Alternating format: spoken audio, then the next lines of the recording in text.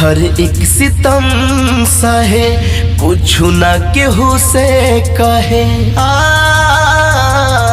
हो। हर एक सितम सहे कुछ न केहू से कहे, सनहिया के आग में हर पल जारेला।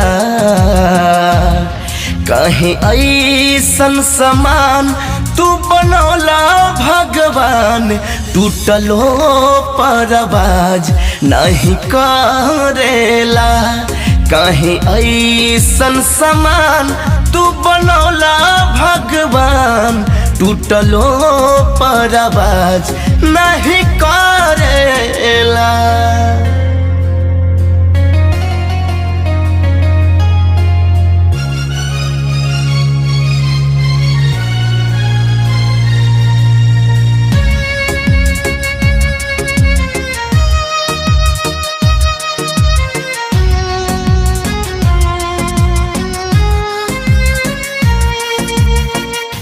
जालिम जमाना बाटे देला खाली गम हो, केहू ना लगावेला जख्म पे मरहम हो।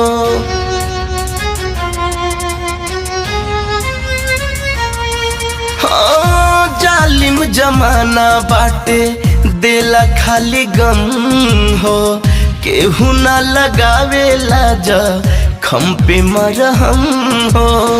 माया के बाजार में लोगवा हजार में, बानी बेचैन हम मरेला।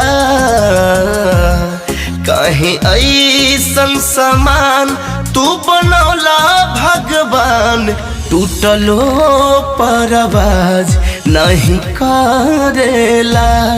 कहीं ऐसन समान तू बनौला भगवान, टूटलो पर आवाज नहीं करेला।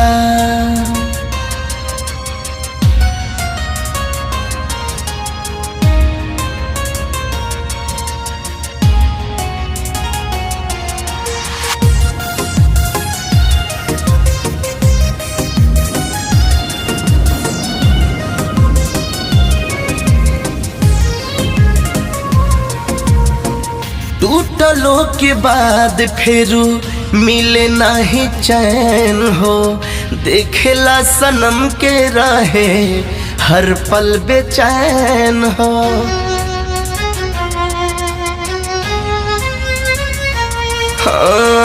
टूटलो के बाद फिरू मिले नहीं चैन हो, देखेला सनम के रहे हर पल बेचैन हो।